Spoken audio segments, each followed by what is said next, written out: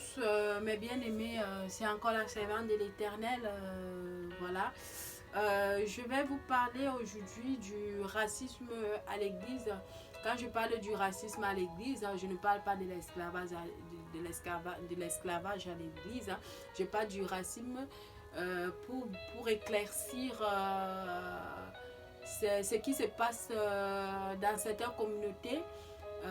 Si un pasteur est de telle communauté, il faut à tout prix que les gens de cette communauté-là, que ce sont eux qui soient à la première place avec le pasteur, ou les autres communautés ne peuvent pas bénéficier de ce que la communauté qui fait partie du pasteur bénéficie en fait. C'est ce que moi j'appelle ici le racisme spirituel. Parce que normalement, ça ne doit pas se faire dans les églises. L'église de Jésus-Christ, on doit trouver tout genre de communauté. On doit trouver dans l'église de Jésus les blancs, les noirs, les africains, congolais, camerounais, ivoiriens, musulmans. Je ne sais pas. Excusez-moi, hein, je voulais prononcer. Voilà.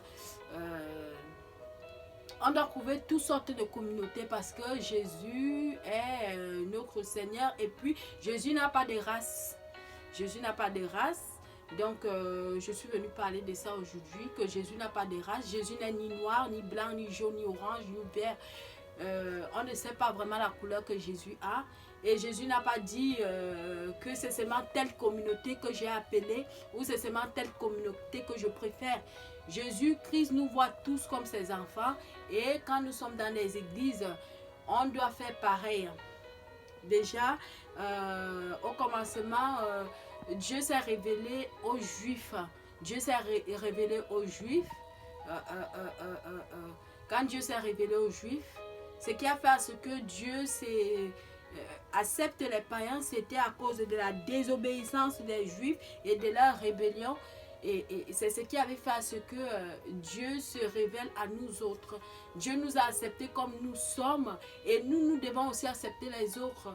On ne doit pas dire non parce que celui-là n'est pas ivoirien et moi je suis ivoirien et ma communauté est ivoirienne. On ne peut pas l'accepter dans la communauté, dans notre église. Ça ne se fait pas. Ça ne se fait pas. Et c'est ce qui fait ce que beaucoup de gens quittent des églises aujourd'hui. Beaucoup de gens sont éparpillés de partout. Souvent, les pasteurs se demandent, mais qu'est-ce qui se passe? Je ne comprends pas pourquoi les gens viennent et ils partent de mon église. Souvent, il y a les gens qui sont chargés dans les églises comme ça, qui font ce travail à chasser les autres de l'église. À cause de quoi? Du racisme chrétien.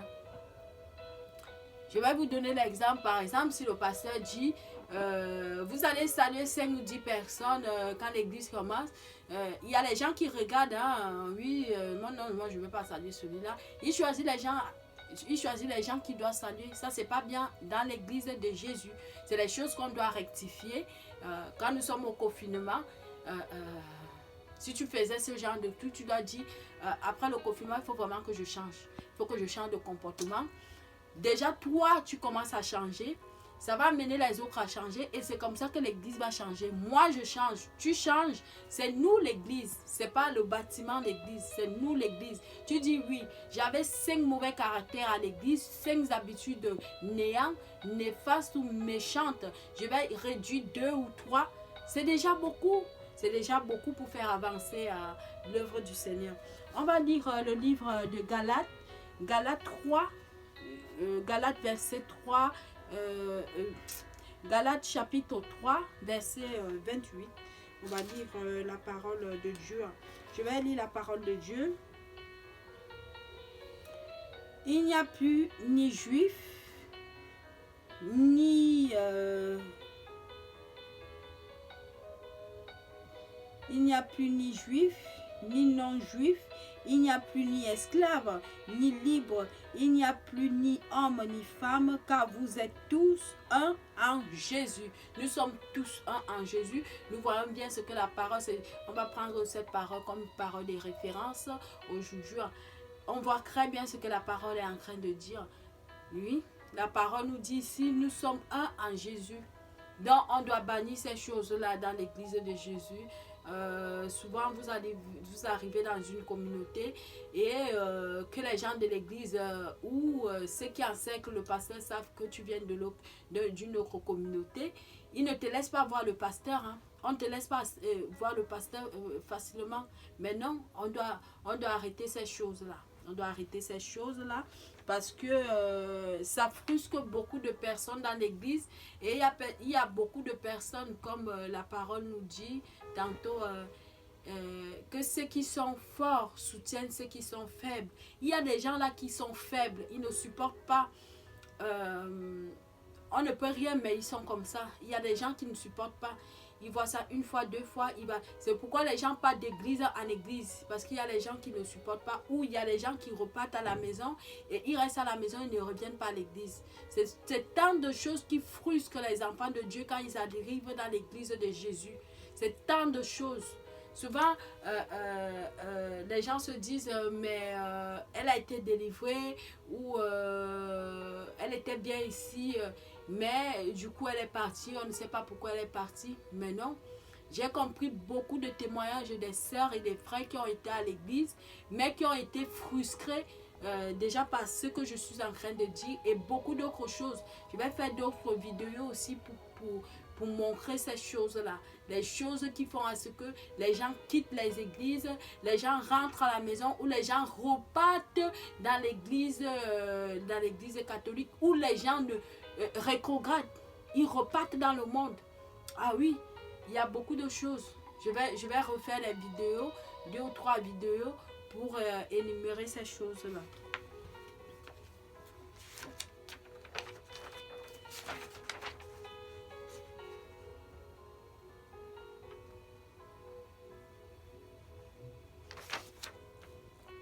Donc du coup, ce que je voulais, mon point où je voulais vraiment ici toucher, parce que je ne parle pas seulement pour moi, hein, c'est pour améliorer les choses, les petites indifférences qui se font dans les églises. Souvent, ce sont des petites choses comme ça, souvent c'est petit aux yeux de d'autres personnes, mais c'est trop grand pour Dieu.